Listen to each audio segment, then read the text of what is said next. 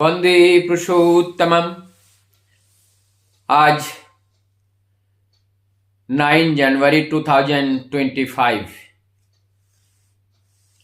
आप लोगों को आज लेकर के चलते हैं देवघर धाम, जो वर्तमान में झारखंड में है। रेलवे जंक्शन के ठीक पास एक जगह है मानिकपुर, और उस मानिकपुर जो गांव है वो जो डिगड़िया पहाड़ है उस पहाड़ से सटे हुए हैं। उस पहाड़ का जो परिदृश्य है, वहां का चारों ओर का जो एक प्राकृतिक सौंदर्य है, उस सौंदर्य की अवलोकन करने के लिए परम दयाल का आना जाना शुरू होता है। प्रत्येक दिन सुबह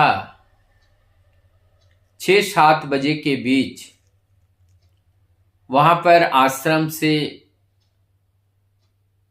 5-7 गाड़ी लेकर के वहां आते हैं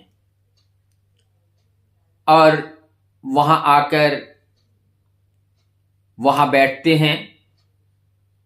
और उससे पहले सुबह 3-4 बजे खगेन तोफादर नाम के एक भक्त, वो दादा अपने साथियों के साथ वहां पहुंचकर ठाकुर जी कहाँ बैठेंगे, क्या करेंगे, ये सारी व्यवस्थाएं वहां पे कर देते थे।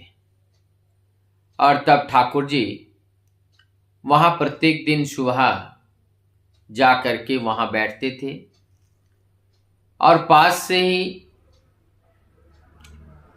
ट्रेन लाइन भी वहां पे थी। चारों ओर से जो जमीन थी, उस जमीन में हरी भरी फसल, किसान खेत में काम कर रहे हैं। एक प्राकृतिक सौंदर्य, बहुत ही मनमोहक आकर्षणीय सौंदर्य वहां पे दिखाई पड़ता था। और वहां पे ट्रेन, मालगाड़ी वहां से होते हुए गुजरती थी। ठाकुर जी को देखकर बड़ा आनंद आता था। पैसेंजर गाड़ियां निकलती थी, सुपरफास्ट गाड़ी निकलती थी, और हर गाड़ी के निकल जाने के बाद ठाकुर जी अपने दोनों कोमल हाथों को उठाकर तालियां बजाकर आनंद उपभोग करते थे। लेकिन ठाकुर जी कहते थे, मुझे सबसे अच्छा पैसेंजर गाड़ी ही सबसे अच्छा लगता है, मुगल सराय। क्या कारण था कि मुगल सराय ही अच्छा लगता है? क्योंकि वो ट्रेन हर स्टेशन पर रुकती है और सबको बैठाते हैं, इसीलिए ये ट्रेन बहुत अच्छे लगते थे। अब यहां पर एक संकेत, एक यहां पे इशारों इशारों में परम दयाल कुछ बताना चाह रहे हैं। आज परम पुरुष इस धरती पर आए हैं, सबको अपनी गाड़ी पे बिठाकर उस परम धाम की यात्रा कराने के लिए। किसी को छोड़ेंगे नहीं। ठाकुर जी ने एक जगह बोले हैं, एक चींटी तक, एक छिपकली तक ना छूटे कि प्रभु की आगमन वार्ता जो महानाम लेकर के आए हैं, उस नाम से कोई वंचित ना हो, ऐसा उनका निर्देश था। साथ में बड़मा, बड़दा, परम पूज्यपाद काजलदा, श्री श्री छोटोमा, परिवार के अनेकों लोग और साथ में भक्त लोगों के साथ वहां पहुंचते थे। चारों ओर वहां बेर, बनफूल, कंदरू, ये सारे वन फल वहां पर मिलता था। वहां जाने के बाद वही फल उठा करके लाते थे। बेर को भी वहां प्रसाद बनाकर खाते थे। कंदरू की सब्जियां आश्रम में लाकर बनाकर वो ठाकुर भोग में दिया जाता था। ऐसे आनंद उपभोग करते हुए दिन बीतता था। एक दिन ठाकुर जी के छोटी बेटी सोनू मां, उन्होंने एक दिन ठाकुर जी से कही, बाबा मतलब पिताजी, सभी लोग पिकनिक मनाते हैं, आनंद करते हैं, हम लोगों की एक दिन पिकनिक मनाया जाए यहाँ पर। तब ठाकुर जी कहते हैं, जाओ अपने बड़े भैया से बताओ, शिष्य वर्धा के लिए बताए। शिष्य वर्धा को इस बात बताया गया और फिर एक दिन निर्धारित किया गया। वो दिन 9 जनवरी 1969, और उस दिन निर्धारित करके सब लोग मानिकपुर डिगरिया पहाड़, इस पहाड़ का भी एक बहुत बड़ा ऐतिहासिक महत्व है। हमारे भारत के क्रांतिकारी वीर सपूतों का ट्रेनिंग इस दिगड़िया पहाड़ के तलछटी पर छिपते हुए करते थे, और वहीं पर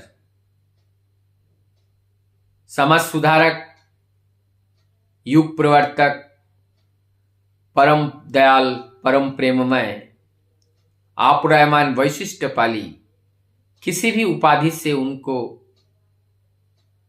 हम अतिरंजित करके उनको छोटा करने के अलावा हम बड़े नहीं कर सकते हैं, क्योंकि वो पुरुषोत्तम है। पुरुषोत्तम की व्याख्या वो स्वयं ही कर सकती हैं और कोई नहीं।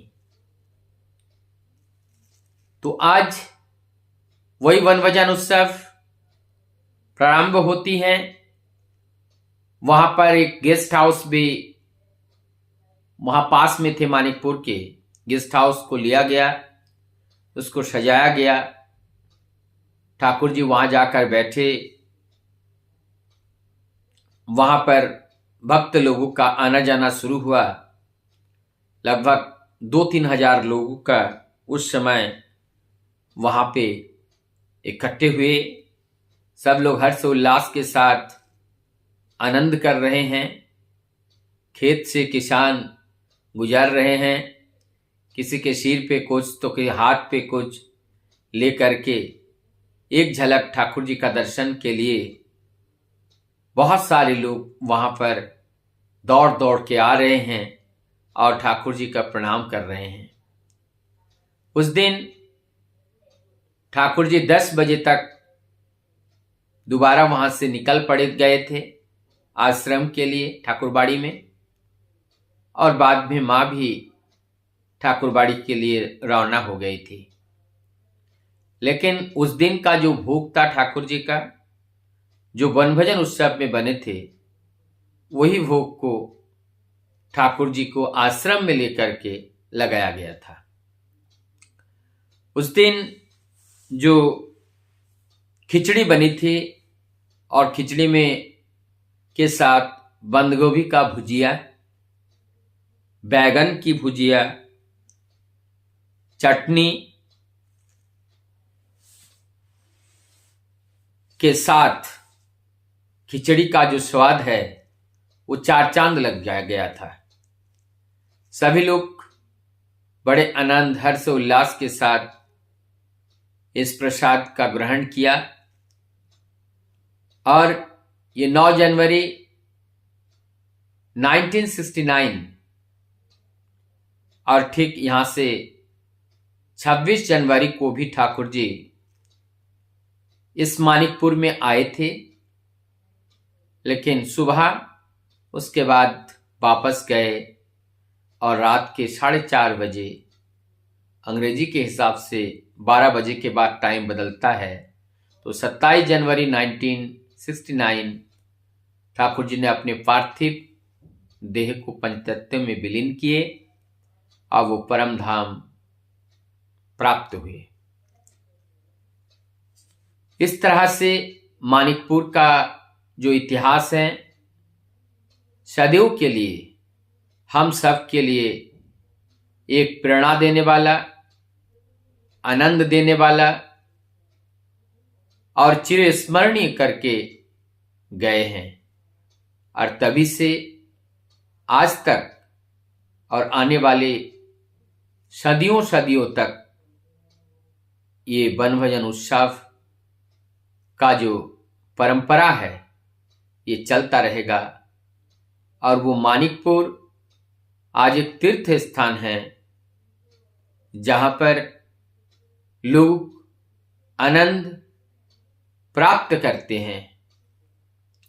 एक मन में एक आनंद सी आती है, अलग से हिल्लोल खिल उठता है, आनंद से भर जाते हैं। तो आज संपूर्ण विश्व जगत के लिए मानिकपुर एक तीर्थ धाम बन चुका है। जो भी ठाकुरबाड़ी जाते हैं मानिकपुर का दर्शन जरूर करते हैं, तभी उनका ये तीर्थ पर्यटन पूरा होता है। क्योंकि मानिकपुर के बिना ठाकुरबाड़ी जो आश्रम है उस आश्रम का परिभ्रमण और परिसमापन नहीं होती है। ठाकुरबाड़ी मानिकपुर को लेकर ही ठाकुरबाड़ी है, क्योंकि ये मानिकपुर ठाकुर जी का बड़ा प्रिय स्थान था। क्योंकि कभी कभी सुबह शाम दोनों टाइम ठाकुर जी मानिकपुर आते थे और परम पुरुष ही जाने परम पुरुष की लीला। क्योंकि परम पुरुष अपने लीला अपने आप ही वर्णन कर सकते हैं, उसका अच्छा व्याख्यान और कोई कर नहीं सकते हैं। वंदे पुरुष।